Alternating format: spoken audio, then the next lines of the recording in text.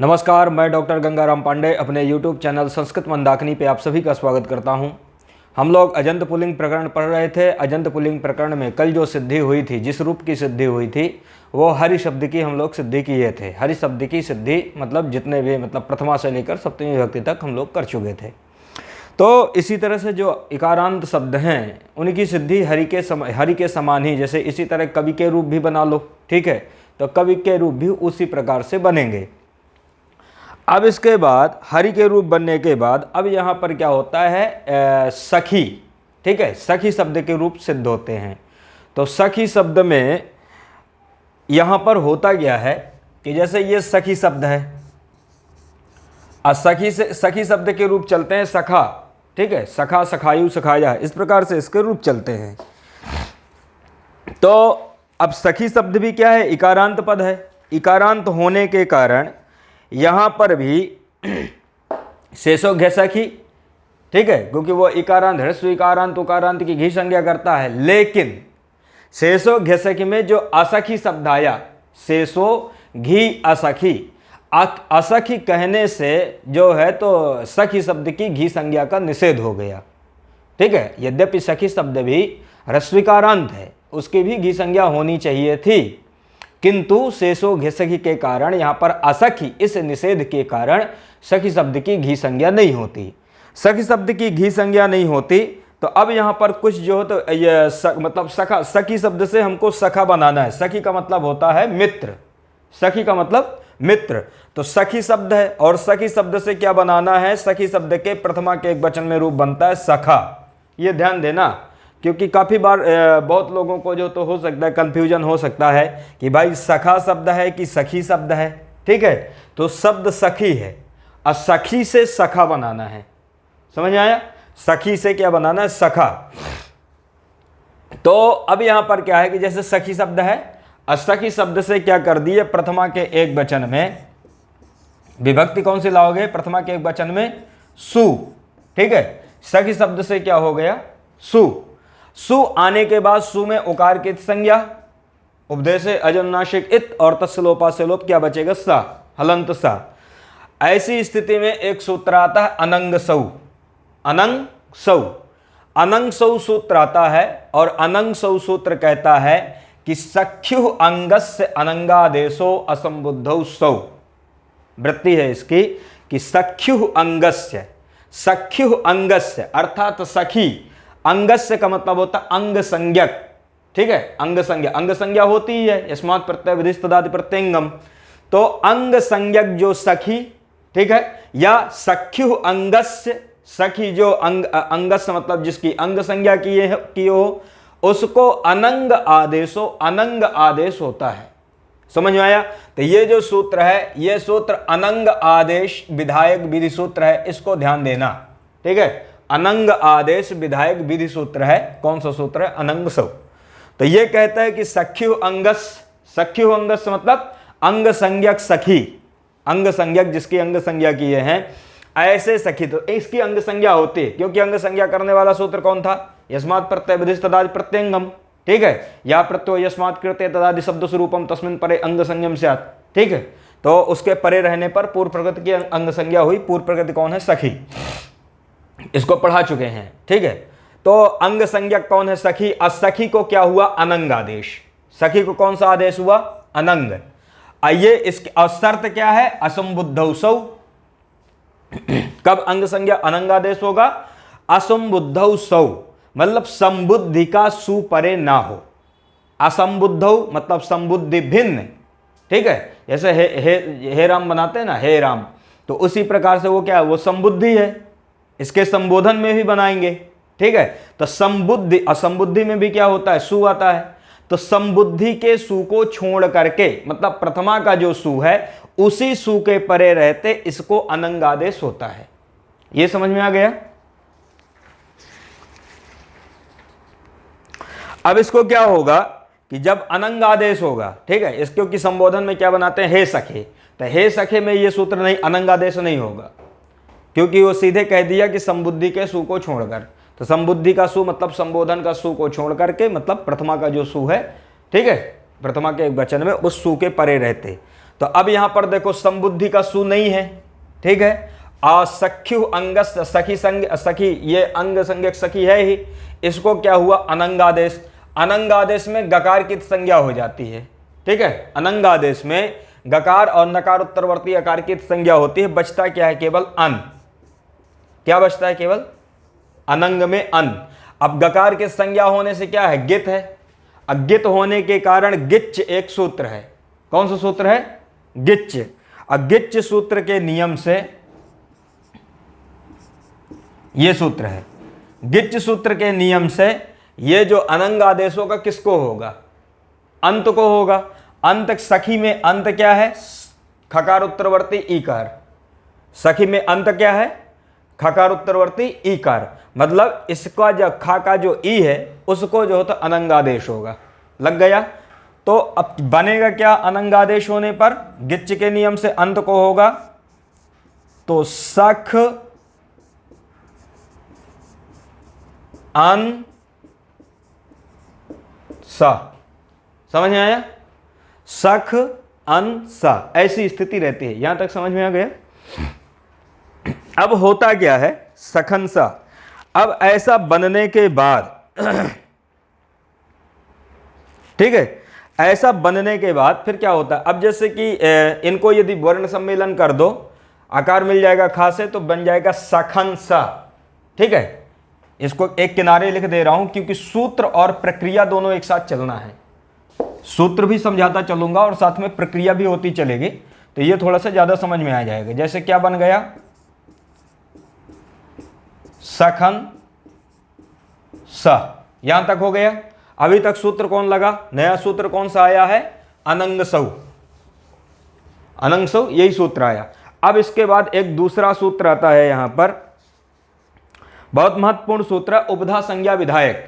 यह पूछा भी जाता है कि उपधा संज्ञा विधायक संज्ञा सूत्र कौन सा है। उपधा संज्ञा, उपधा संज्ञा करने वाला सूत्र कौन सा है, तो उपधा संज्ञा करने वाला सूत्र है अलो अंत्यात पूर्व उपधा।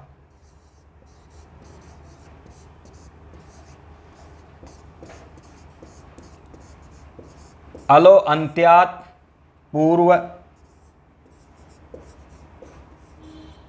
उपधा, यह सूत्र है।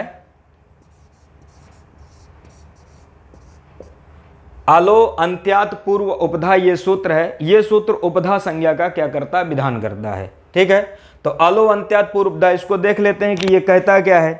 तो अब अलो अंत्यात पूर्व उपधा की वृत्ति में है कि अंत्याद अलह पूर्व वर्ण, अंत्याद अलह पूर्व वर्ण उपधा संज्ञा से है। ठीक है,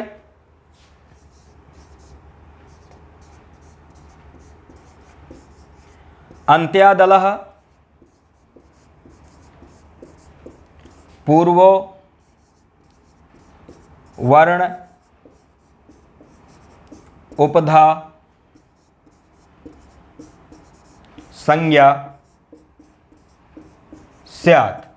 इसका मतलब यह होता है, यह सूत्र की वृत्ति है, मतलब सूत्र को पूरी तरह से डिफाइन करना।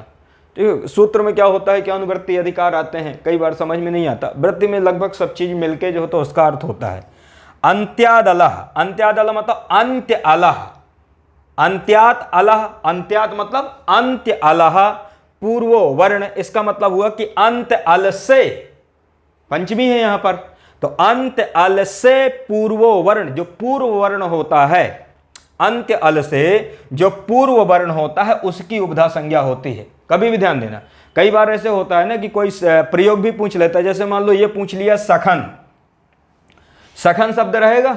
ठीक है, जैसे ऑब्जेक्टिव क्वेश्चन देते हैं कि सखन सा, यहां पर किसकी उपधा संज्ञा होती है, यह क्वेश्चन है। सखन सा यहां पर किसकी उपधा संज्ञा होती है।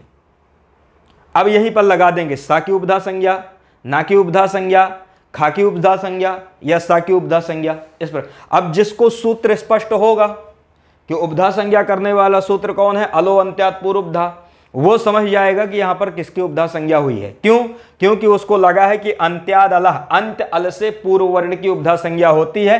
अंत अल यहां, ठीक है, वो तो प्रत्यय है। यहां पर अंत अल कौन है, ना। ठीक है, सखन में अंत अल कौन है, ना।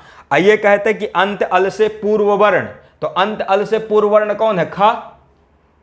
ठीक है, अंत अल से पूर्व वर्ण क्या है, खा। ठीक है, खकार उत्तरवर्ती यकार। तो अब ये क्या है कि इसी की जो है क्या हो जाएगी, उपधा संज्ञा।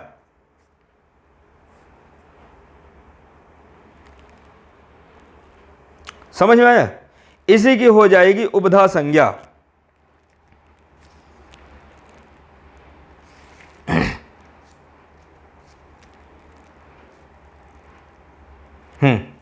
तो ये लग गया, क्योंकि अंत अल कौन हुआ अन्ना, अन्ना से पूर्व कौन है खा, खकार उत्तरवर्ती कौन हुआ आ, वो जो है तो ना के पूर्व है, अंत अल से उसकी खकार उत्तरवर्ती आकार की उपधा संज्ञा होती है, किससे, अलो अंत्यात पूर्व उपधा से। ये समझ में आ गया। ये इंपॉर्टेंट क्वेश्चन है, ऐसे क्वेश्चन पूछे जाते हैं एंट्रेंस में। यही पूछता है कि यहाँ पर किसकी काफी जो तो वो भी हैं कंफ्यूज करने वाले, मान लो सूत्र अच्छी तरह से स्पष्ट ना हो तो थोड़ा सा हो सकता है डाउट हो। जैसे कई बार कोई ये भी सोच सकता है कि खकार की उपधा संज्ञा हो जाए, तो खकार की नहीं, खकार उत्तरवर्ती आकार की, क्योंकि वही ना से पूर्व में है। ठीक है, तो अलो अंत्यात पूर्व उपधा से फिर क्या किए कि खकार उत्तरवर्ती आकार की उपधा संज्ञा। ये प्रक्रिया है, ऐसे लगाना है। जो भी परीक्षा की तैयारी करते हैं BA MA में, मतलब जिस टाइप से वो मतलब पूछा भी जाता है ना कि सखी शब्द की सिद्धि करो, तो ऐसे ही आपको जो तो यहाँ पर लगाना है। अलो अंत्यात पूर्व उपधा आया, इसने कहा कि अंत्याद अलह पूर्व वर्ण उपधा संज्ञा से, अंत अल से पूर्व वर्ण की उपधा संज्ञा होती है। अंत अल कौन है, सखन में ना, इससे पूर्व वर्ण है खकार उत्तरवर्ती आकार, आकार की क्या हो जाएगी, अलो अंत्यात पूर्व उपधा से उपधा संज्ञा। अब उपधा संज्ञा से कुछ ना कुछ तो इसका फल भी होगा। ठीक है, तो उपधा संज्ञा होने के बाद अब यहां पर क्या होता है, यह सूत्र हो गया पूरा। अब इसके बाद क्या होता है कि अब एक सूत्र आता है, सर्वनाम स्थाने च असंबुद्धौ। ठीक है, हाँ, सर्वनाम स्थाने च असंबुद्धौ एक सूत्र है। अब यहां पर क्या करना है कि जब उपधा संज्ञा हो जाती है, तो उपधा संज्ञा होने के बाद एक सूत्र हमने पढ़ा था सुड अनुपुंसकस्य।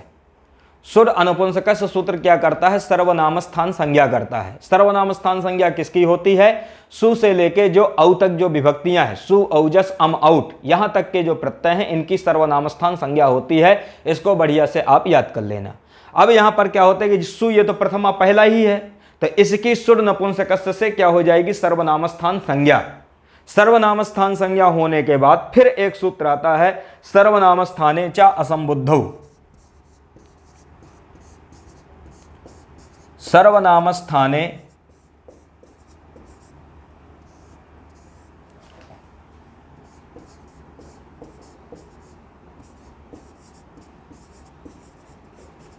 सर्वनाम स्थाने च असंबुद्धौ। सर्वनाम स्थाने च असंबुद्धौ। ठीक है, चा असंबुद्धौ, यहां ह्रस्व है।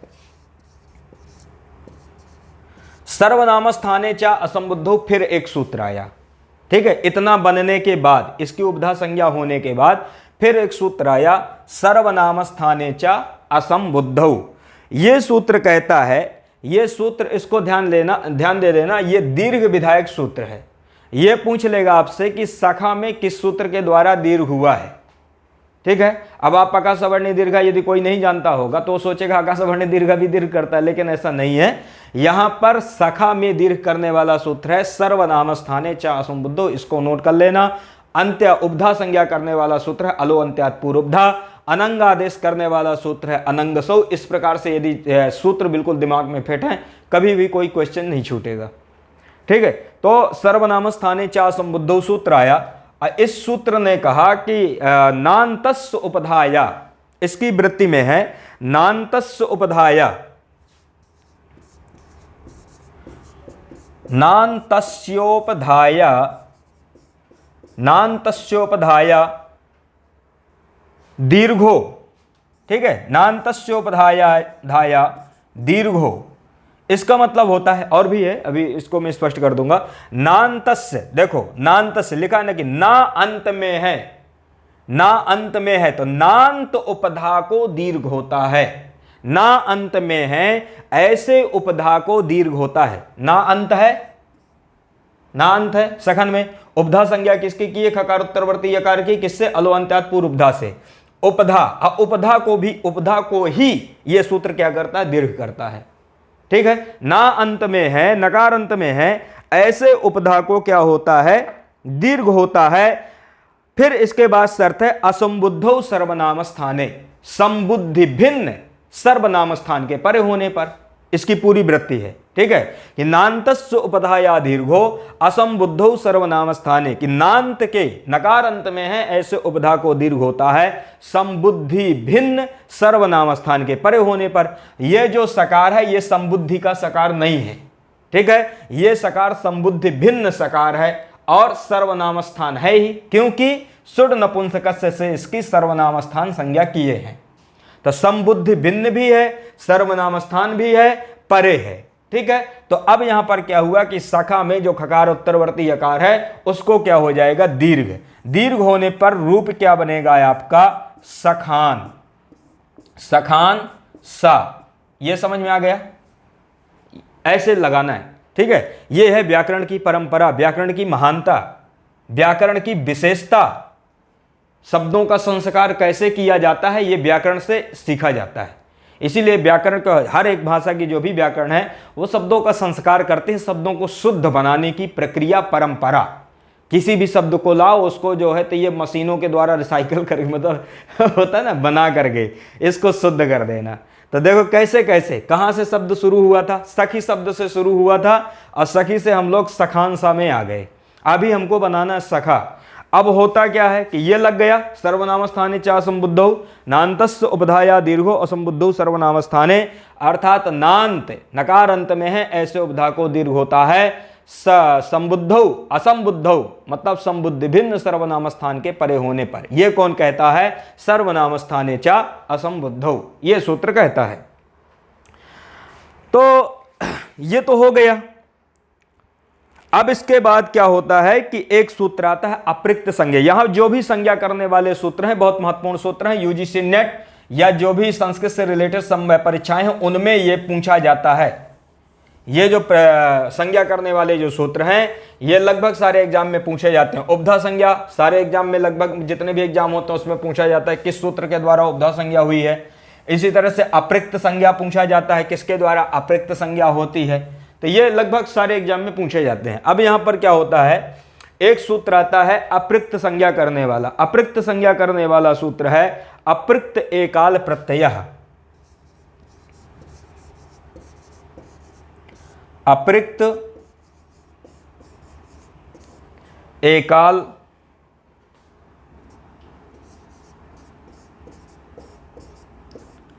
प्रत्ययः। अपृक्त एकाल प्रत्यय, ये जो सूत्र है ये सूत्र अपृक्त संज्ञा करने वाला सूत्र है, इसको नोट कर लेना। अपृक्त संज्ञा बहुत महत्वपूर्ण है, पूछा जाता है कि अपृक्त संज्ञा किससे होती है। तो अपृक्त संज्ञा करने वाला सूत्र कौन है, अपृक्त एकाल प्रत्यय। ठीक है, तो अपृक्त एकाल प्रत्यय यह सूत्र कहता है अपृक्त एकाल प्रत्यय कि एकाल प्रत्यय सो अपृक्त संज्ञा स्यात्। एकाल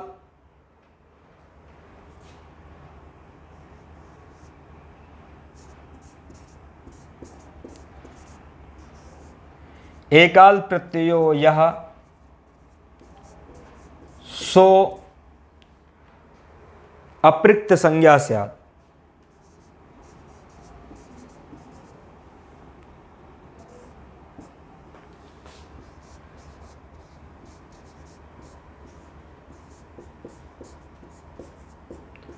ठीक है, एकाल प्रत्ययो यह, एकाल प्रत्ययो, एकाल मतलब एक अल वाला जो प्रत्यय। ठीक है, अपृक्त एकाल प्रत्यय कहता है कि एकाल प्रत्ययो यह एकाल प्रत्यय, यह मतलब जो एक अल वाला प्रत्यय है उसकी अपृक्त संज्ञा होती है। सो अपृक्त संज्ञा, सो मतलब उसकी अपृक्त संज्ञा होती है। अपृक्त एकाल प्रत्यय जो सूत्र है यह सूत्र कहता है कि एक अल वाला जो प्रत्यय है उसकी अपृक्त संज्ञा होती है, ऐसा यह सूत्र कहता है। यहां पर जो सा है वो सा क्या कैसा है, एक अल वाला प्रत्यय है, क्योंकि एक ही अल है इसमें। सु रहता है, सु में उकार की संज्ञा हो जाती है, केवल सा बचता है। सा कैसा है, एक अल वाला प्रत्यय है, अप्रत्यय भी है। ठीक है, तो एक अल वाला जो प्रत्यय है इसकी अपृक्त संज्ञा हो जाएगी। तो ध्यान देना, जो प्रत्यय होता है ना उसकी अपृक्त संज्ञा होती है। तो सा की कौन सी संज्ञा होती है, अपृक्त संज्ञा। किस सूत्र से? एक अपृक्त एकाल प्रत्यय, इस सूत्र से सा की क्या हो जाएगी? अपृक्त संज्ञा। संज्ञा है तो कुछ ना कुछ इसका फल भी होगा, तो अपृक्त एकाल, इसकी वृत्ति भी समझ में आ गई। एकाल प्रत्यय यह सो अपृक्त संज्ञा से, जिसकी मतलब जो एकल वाला प्रत्यय है उसकी अपृक्त संज्ञा होती है, सा की अपृक्त संज्ञा हो जाएगी। अपृक्त एक संज्ञा है, मतलब ये अपृक्त नाम से जाना जाएगा। अब अपृक्त संज्ञा का फल क्या है? तो एक सूत्र आता है हलंग्याभ्यो दीर्घा सुतिस्य प्रक्तम हल। ठीक है, सुतिस्य प्रक्तम हल, हलंग्याभ्यो दीर्घात।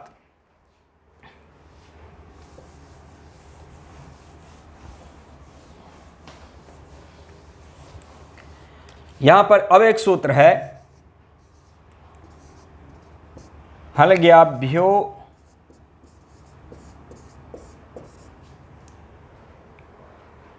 हलंग्याभ्यो हलंग्याभ्यो हलंग्याभ्यो दीर्घात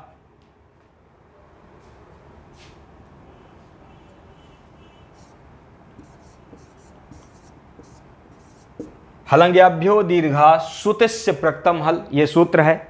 हलंग्याभ्यो दीर्घा सुतिस्य प्रक्तम हल, इसको लिख दूं पूरा कि इससे समझ में आ जाएगा। ठीक है, हलंग्याभ्यो दीर्घा सुतिस्य प्रक्तम हल, ये सूत्र है। ये सूत्र अब यहां पर आता है।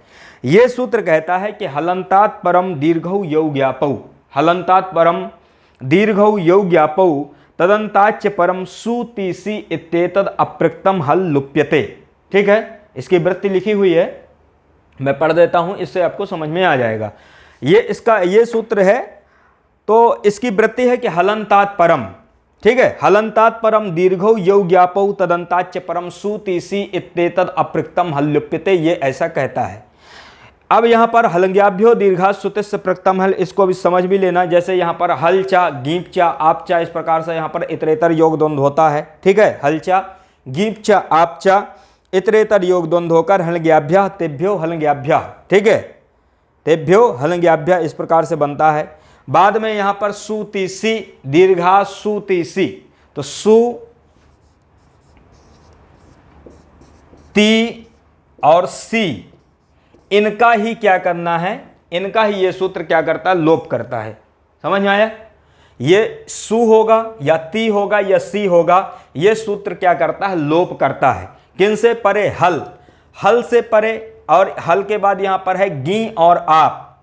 ठीक है, तो हल हो या गी हो या आप हो, इसका मतलब ये है। ठीक है, इसका मतलब ये सूत्र की जो वृत्ति है वो यही कहता है। इसकी वृत्ति में कि हलंतात परम, हलंतात का मतलब होता है हलंत से परे, जिसके अंत में हल हो। हल का मतलब क्या है? कि हलंत से परे, जिसके अंत में हल हो, या दीर्घौ गी आप।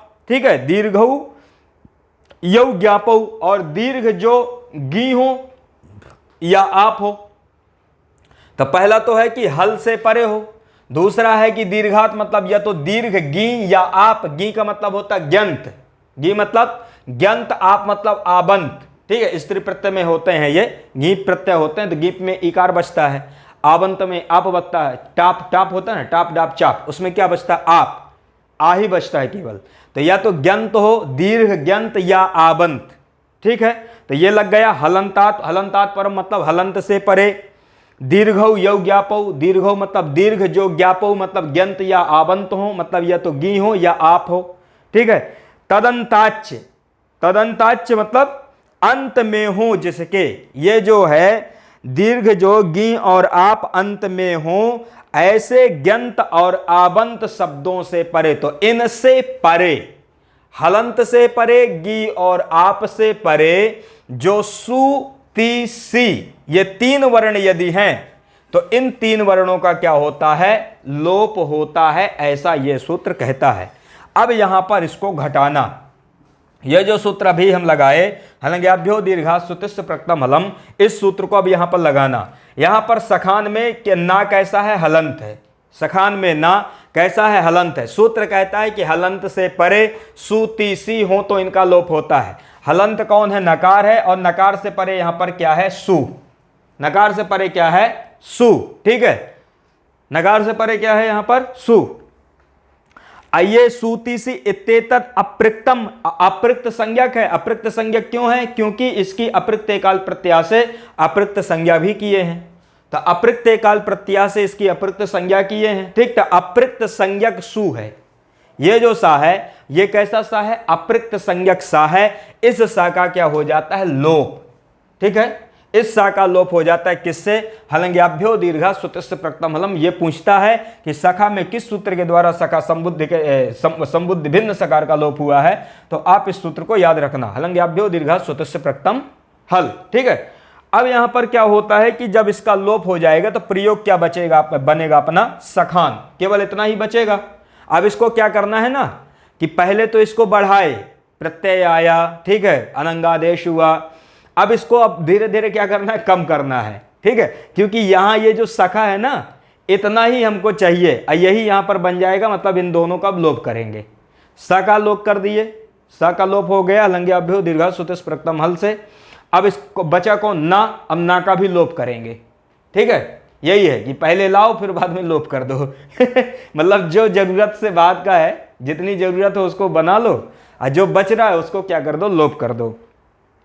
सकार का लोप हुआ। सकार के लोप होने के बाद अब एक सूत्र आता है नलोपः प्रातिपदिकान्तस्य। नलोपः प्रातिपदिकान्तस्य ये जो सूत्र है, ये सूत्र कहता है कि प्रातिपदिक संज्ञकम यत् पदम तदन्तस्य नस्य लोपः स्यात्। ठीक है, नलोपः नह लुप्त षष्ठीकम पद है, लोपः प्रथमांत पद है, प्रातिपदिकम भी लुप्त षष्ठीकम पद है, और अंतस्य नलोपः प्रातिपदिकांतस्य भी षष्ठ्यंत पद है। अनेक पद हैं इस सूत्र में। यह सूत्र कहता है कि प्रातिपदिक संज्ञकम, प्रातिपदिक संज्ञकम मतलब जो प्रातिपदिक संज्ञक है, जिसकी आपने प्रातिपदिक संज्ञक किए हैं, तो प्रातिपदिक संज्ञकम यत् पदम, ऐसा जो पद, तदंतस्य वह अंत में है जिसके, ठीक है, अंत में विद्यमान जो नकार, तो तदंतस्य नस्य लोपः, तदंत नकार का क्या होता है? लोप होता है। तो प्रातिपदिक जो संज्ञक जो पद और उस पद के अंत में विद्यमान जो नकार, उस नकार का लोप होता है। ऐसा कौन कहता है? नलोपः प्रातिपदिकान्तस्य, ये कहता है। नलोपः प्रातिपदिकान्तस्य, ये सूत्र है।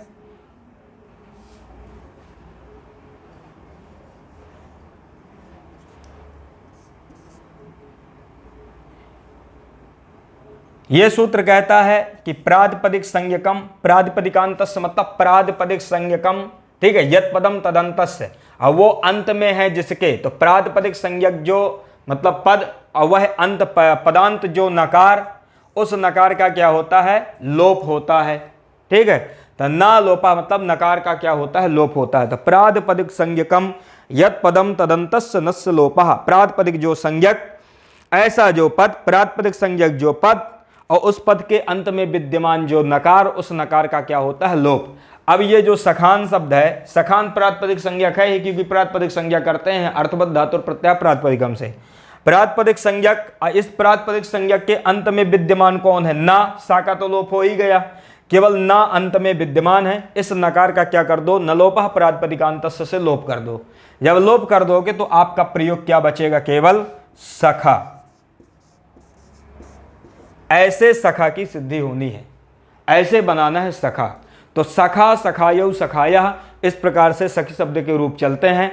पुल्लिंग में है, ये आपको ध्यान रखना है। ये पहला रूप है, पहले रूप में कितने सारे सूत्र लग गए ये आपने देख लिया। ठीक है, अनंगसौ ये पहला सूत्र लगा, अलो अंत्यात् पूर्वधा दूसरा लगा, सर्वनाम स्थाने चासुम बुद्धो तीसरा, अपृक्त एकाल प्रत्यय चौथा, हलंग्याभ्यो दीर्घा सुतस्य प्रकृतम हल पांचवा, और नलोपः प्रातिपदिकान्तस्य छठा। इसके बाद कुछ और सूत्र लगे थे, जैसे गिच्छ सूत्र लगा था और सुर नपुंसकस्य सूत्र लगा था। मतलब एक प्रयोग को सिद्ध करने में करीब 7-8 सूत्र लग गए थे, 8-9 सूत्र।